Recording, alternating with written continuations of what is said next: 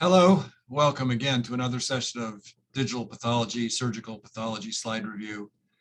Our program, part of the Digital Anatomic Pathology Academy, that is a joint venture with Path Presenter and the Digital Pathology Association.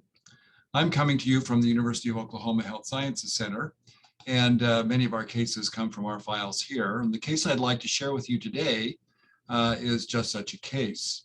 It's a woman who had a vulvar irritation that had been going on for some time. And she brought it to the attention of her gynecologist, who on looking at it found it a little bit red and irritated, and so performed a biopsy. As we think about the sorts of things that cause mucosal lesions, that can be irritants and so forth, it's a pretty long list of things: contact mucositis or dermatitis. Various drug reactions fit into this category, along with inherent skin diseases like lichen sclerosis, lichen planus, psoriasiform dermatitis, eczematous dermatitis, infection, and so forth. And all of these are probably more common overall than neoplastic diseases, which come our way, but should not be overlooked, and especially if you're practicing in an oncologic setting, more likely than not, you're going to see that sort of a situation. So we also need to think about some of the milk line related lesions that can occur in this area, because if we start to see a tumor, the differential is quite interesting in that line because of both the gynecologic as well as the milk line related lesions. So I just put together this short list of fibroadenoma, hidradenomas, which we've talked about previously, ectopic breast parenchyma, and then mammary-like carcinomas that include Paget's disease, ductal type carcinoma, and even phylloides type carcinomas. Interestingly, we usually do not see lobular type carcinomas, probably because only rarely, in the very rarest of circumstances, do we find lobular differentiation or breast lobules, mammary lobules actually developing in this site. So let's take a look at our case. Whoops, looks like we've gone straight to the diagnosis. Extramammary Paget's disease is intraepithelial adenocarcinoma, and has features similar to what we see at other places.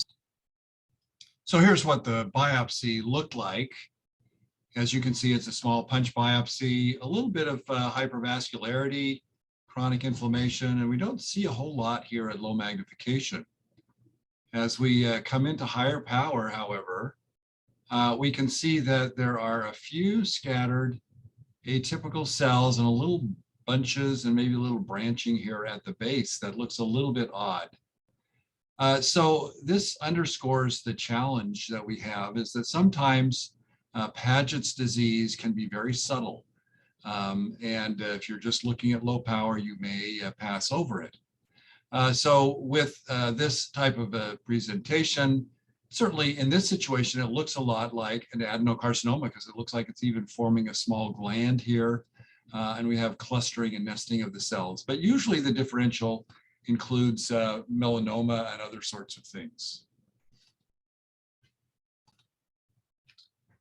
So one of the things that we find very useful with Paget's disease is employing immunohistochemistry to both differentiate it from other disorders and to help with kind of the staging and extent. And I'll illustrate that here with a look at some of the next slides that we have on this case.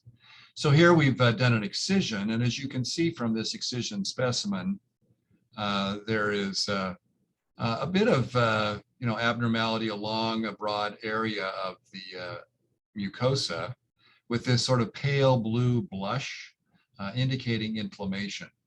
Now, in these kinds of areas where you have lots of intraepidermal tumor, it's not a problem to say that this is involved.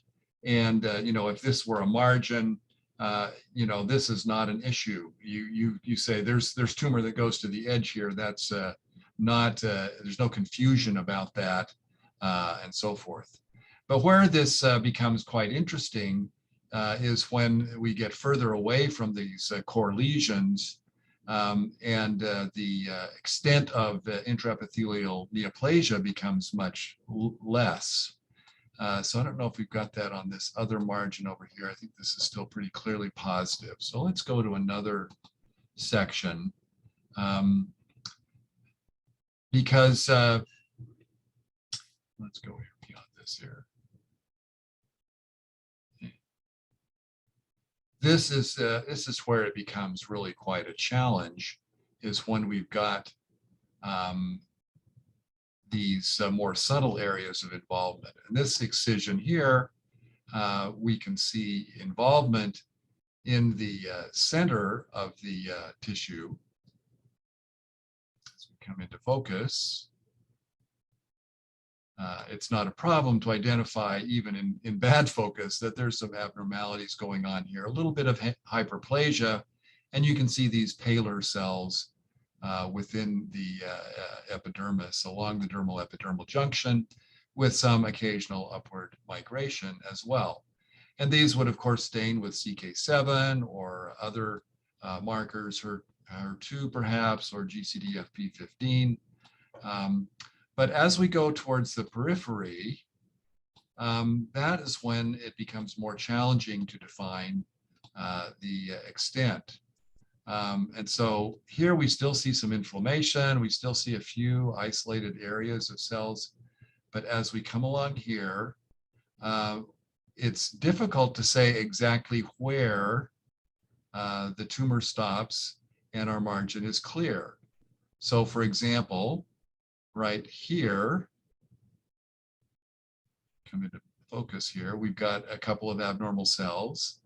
We've got maybe a couple of suspects over here, maybe some in here. It gets very difficult to ascertain whether or not our margins are clear. And of course, sometimes people say that Paget's disease is multifocal, but a lot of the reason for that is just because it's very difficult to define the extent and whether or not cells like these are actually tumor.